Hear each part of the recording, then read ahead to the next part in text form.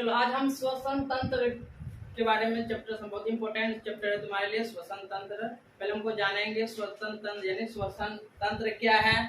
अब श्वसन वह है यानी गैस को क्या करना, आदान प्रदान करना, या जिससे हम सांस लेते हैं जो सांस छोड़ते हैं वही क्रिया को हम लोग क्या कहते हैं, श्वसन कहते हैं। ठीक है, यानी सांस छोड़ना व लेने की क्रिया को हम श्वसन, अच्छे तरीके से तुम लोग जानते हो, समझते हो कि श्वसन है सांस लेने और छोड़ने की क्रिया को श्वसन क्रिया कहते हैं।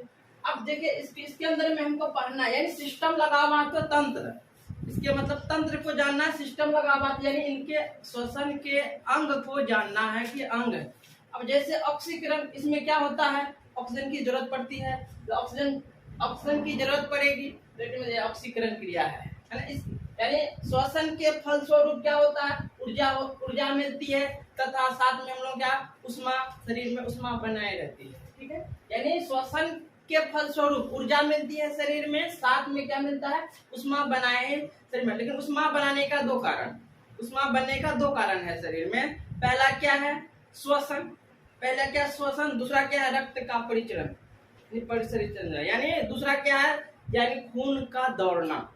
अब मान के चलो जब इधर से क्या करते हैं हम लोग, श्वसन करते हैं, श्वसन ऑक्सीजन लेते हैं, साथ में खून की क्या होती है, रफ्तार, यानी खून की क्या होती है, सर्कुलेशन होता है, तो शरीर क्या होता है, हमारा गर्म रहता है।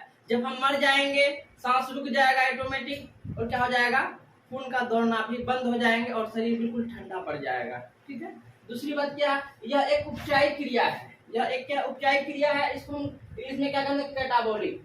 जो तोड़ने का काम करता है वो कैटाबॉलिक, जो जोड़ने का काम करता है वो एनाबॉलिक कहलाता है। अब हमको जानना है क्या, श्वसन अंग को देखना है। ठीक है, ये स्तनधारी है, स्तनधारी जो बच्चे यानी क्या कहते हैं, दूध पिलाने की क्रिया को स्तनधारी है, जो बच्चे को दूध पिलाती है वो स्तनधारी है। लेकिन साथ में स्तनधारी हम लोग एक स्तनधारी है। ठीक है, ये जो स्तनधारी जो है, जो लोग हैं, ये ऑटोमेटिक क्या है, फेफड़े से सांस लिया जाता है, जिसको हम लोग कहते हैं लंग्स, क्या कहते हैं, फेफड़े से सांस लेते हैं। देखो स्तनधारी क्या है, वो फेफड़े से सांस लिया जाता है।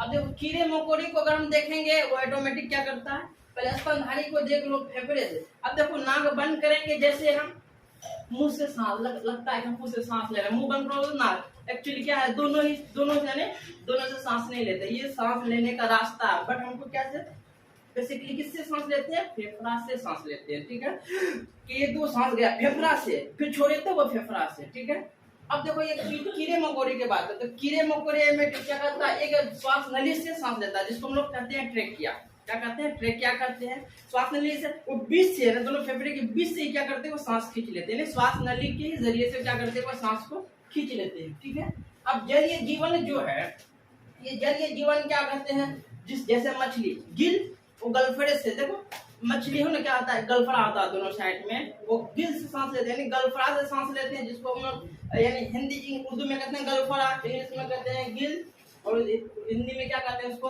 कलोम। अब देखो मेढक की बात है, जवानी मेढक, यानी जवानी में मेढक क्या करते हैं, जानते, त्वचा से सांस लेते हैं। जब क्या होता है, वो भूमि पर रहेगा तो वो फेफड़ा से सांस लेगा, जब भूमि के नीचे चला जाएगा तो वो क्या कहेगा, त्वचा से सांस लेगा। मेढक की बात करते हैं, मेढक 3 तरह से सांस लेते हैं।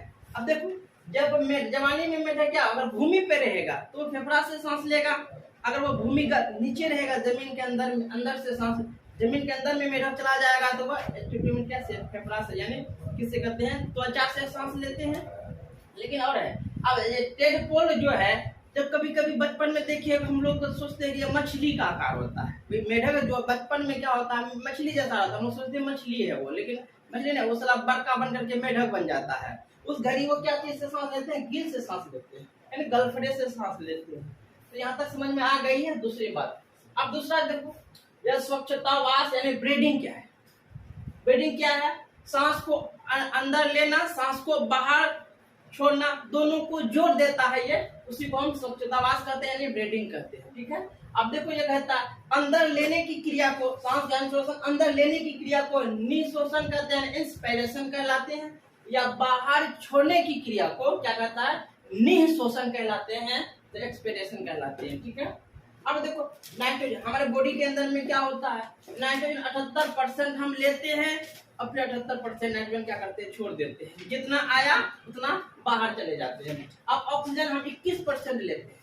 ऑक्सीजन हम कितना परसेंट लेते हैं, 21% ऑक्सीजन को लेते हैं, लेकिन छोड़ते हैं कितना, 17%। 4% जो बचा हमारे शरीर में चला गया। ठीक है। अब कार्बन डाइऑक्साइड कितना ले, 0.03, या मतलब नहीं के बराबर कार्बन डाइऑक्साइड लेते हैं, लेकिन छोड़ते कितना है, कार्बन डाइऑक्साइड छोड़ते हैं 4% छोड़ देते हैं सांस के द्वारा, श्वास नली के द्वारा। ये क्या है तुम्हारा स्वच्छतावादी ने ब्रीडिंग के बारे में कह देते थे, लेकिन ये तुमको अच्छे से समझ में आ गया। यानी श्वसन तंत्र ये सिस्टम है। सिस्टम क्या है, ये सब चीज तुम्हारा एग्जाम में पूछे जाते हैं। ऑक्सीकरण से आप क्या समझते हो, ऊर्जा उष्मा कहाँ बनती है, उपचारिक क्रिया क्या है।